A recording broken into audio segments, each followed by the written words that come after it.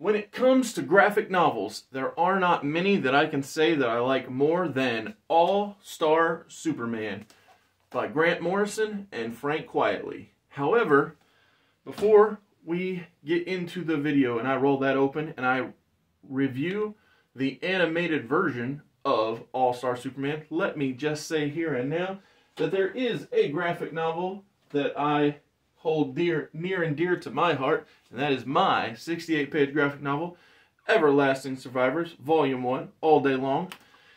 The second chance of the book becoming a success on Indiegogo is live now. There is a link to the campaign in the description, and so I hope that you get yourself a copy. There are only 15 of this cover left, only 18 of this one left. Pick up your copy of Everlasting Survivors, Volume 1, All Day Long, while you can on Indiegogo. Second chance. After the open, I will review All-Star Superman, the animated movie.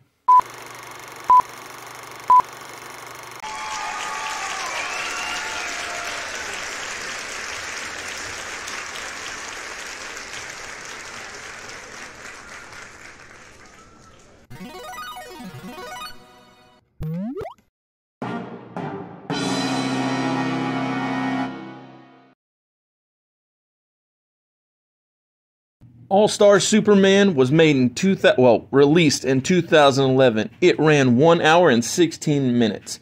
In a very short amount of time, this movie sets up Superman's origin with dialogue by Lex Luthor and still images popping up on screen, while also showing Superman's first mission of the film and setting up characters to be used later. This is a really great open, which does so many things to help set the groundwork for this world. After showing where Superman is, we go to the Daily Planet with Lois Lane writing a headline. Superman saves first manned mission to the sun. When she's called out for writing a headline for the article that hasn't happened yet, she said that she always writes Superman's headlines first because she has that much faith in him. It is revealed that Lois's headline will not be the lead story tomorrow because Perry White shows that Lex Luthor lied as tomorrow's Daily Planet headline. This transitions into showing that Lex is working at a government facility where he is controlling a monster on the manned mission to the sun. Just like Lois Lane said on her headline, Superman does save that first manned mission to the sun. However, he saved the mission but paid a price. Superman is now dying from overexposure to sun. So Superman is legitimately overpowered now, as many have mistakenly thought he was all the time.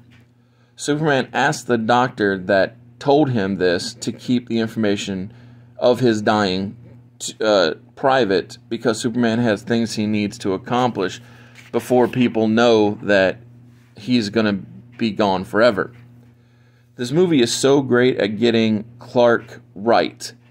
Clark Kent saves people even when he isn't Superman. On just walks to work, he stops people by bumping into them he stops them from getting hit by falling rocks and just simple things. It's cool to see how well Clark is treated, how much respect he's treated with. And also, because Superman and Clark know that he won't be long for this world, Clark reveals to Lois that he is Superman, and she's in disbelief because she's been trying to prove it for years. But to prove to Lois that he is who he says he is, Superman flies her while she's in her car to the Fortress of Solitude. This Fortress of Superman's has multiple robots that works there. They're all numbered with very similar shields to the one that Superman himself wears.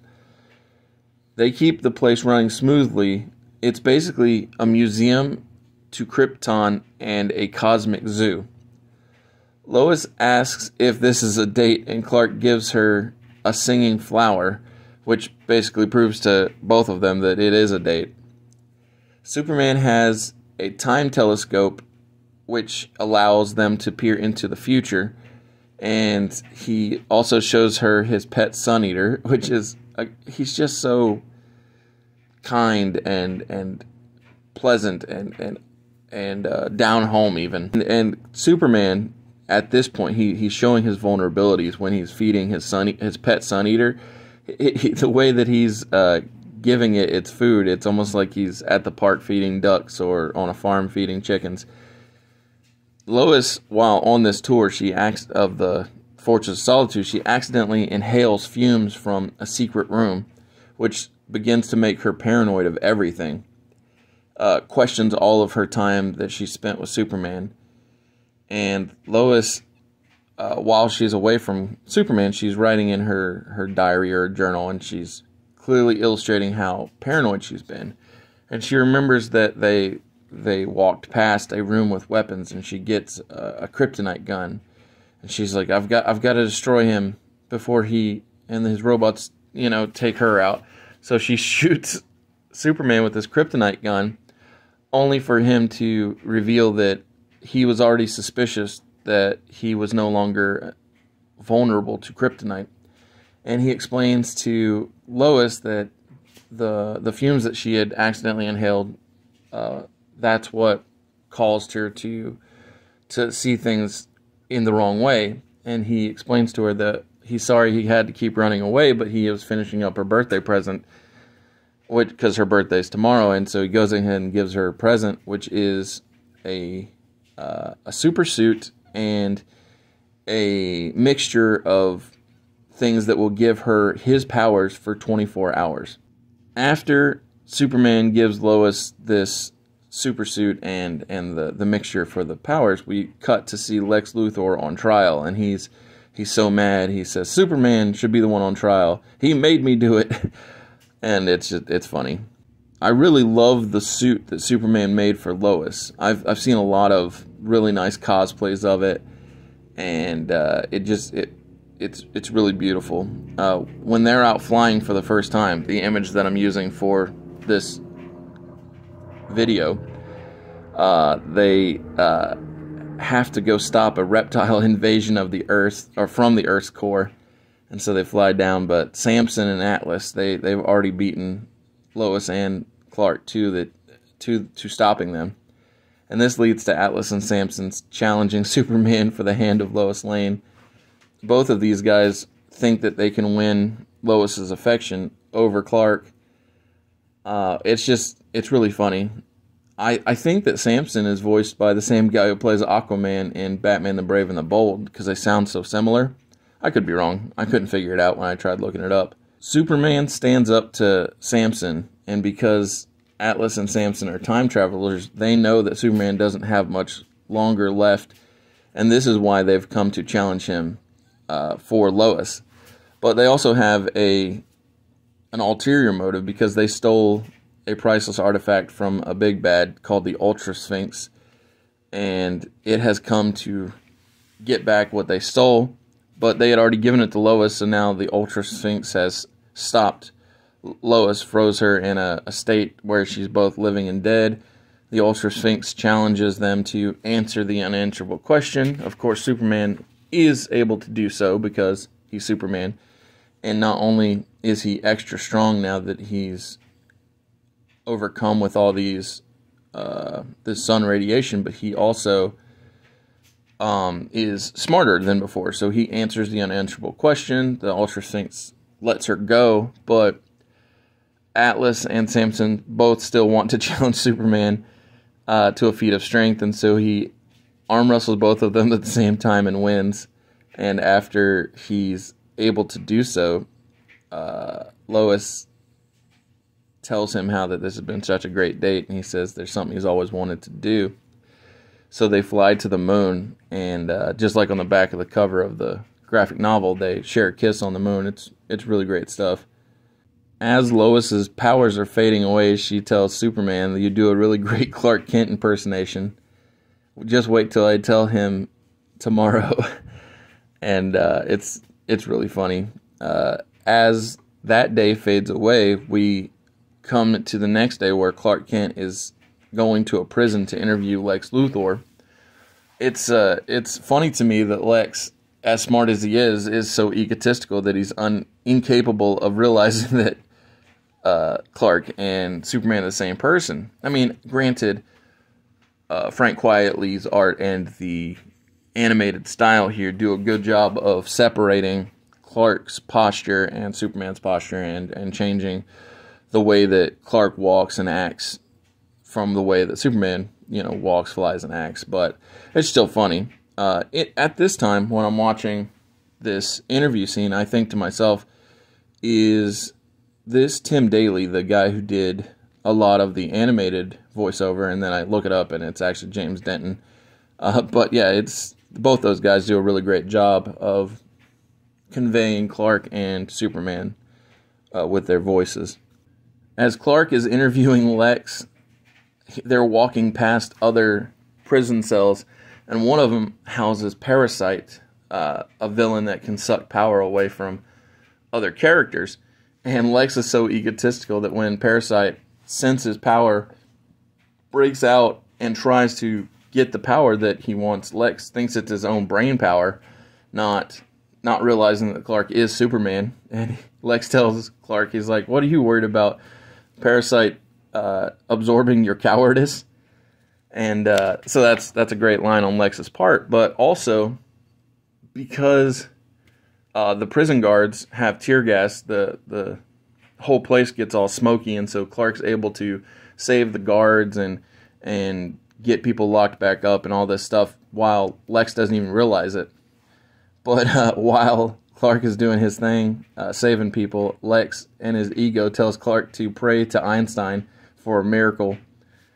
This leads to Clark tripping, creating an earthquake because he's that powerful, which traps Parasite. And while Parasite is trapped, Lex reveals to Clark that he could have escaped at any point that he wanted, that he had one of his leisurely book-reading flying robots in prison that he got for helping out the government drill his way through the prison.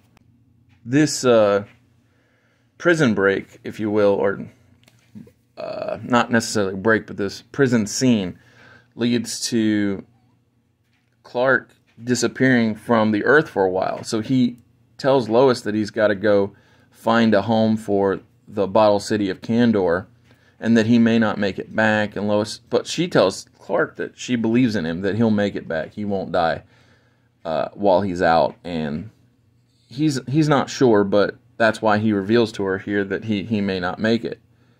When Superman does get back to Earth from finding the Kryptonian city of Kandor new home, there are two not good Kryptonians who have taken over. They call humans apes, and they've really destroyed the Fortress of Solitude. They tore down the statues to Jor-El and Lara. They tell Clark that he's gone native because he stands up for the people. They fight hardcore, and they crack the moon and all this stuff. But while they're fighting, the two villainous Kryptonians fade away quickly throughout the fight, and it's revealed to them by Clark that the reason they're so weak is because they followed his path to Earth, and they passed through all of the kryptonite, and it's been poisoning them throughout time, and they just didn't know it. Superman shows mercy on them and sends them to the Phantom Zone so they don't die away. And it's just, it's great to see Superman, even when he could be vicious and vile, be merciful. And they said that their greatness lives on in him, which is, just great writing, because even these people who are against him see his value. And speaking of seeing value, Superman goes to Lex Luthor's cell, and he challenges him to do all the good that Superman knows that he's capable of before he's put to death. And Lex spits towards Superman in response. After Lex turns down Superman's request, we see a scene that was added to this movie by Dwayne McDuffie. So in the making of the movie, there were a handful of stories that had to be cut for, time, because there was one period of time in the book where Superman ends up on a Bizarro world, which is square and not round, and it's filled with Bizarro characters, and I understand why some things had to hit the cutting room floor, but this scene that was added to the movie is very short and sweet, and it's Superman dropping a flower off at his father's grave, and his mom seeing him and saying, "You weren't gonna stop without, or leave without saying hello, were you?" And he says no, he was gonna talk to her, and she says to him that you look thin, and he's like, "Mom, I'm Superman." She's like, "Well, I'm your mother," and it's really good stuff.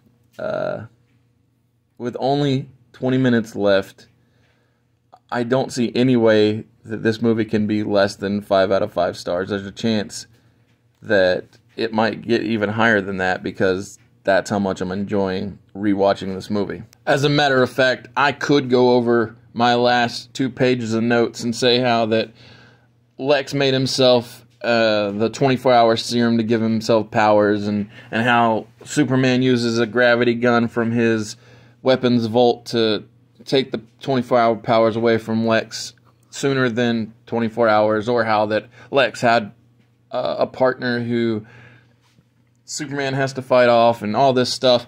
But instead, what I'm going to do is say this movie is spectacular. It is a 6 out of 5 star film.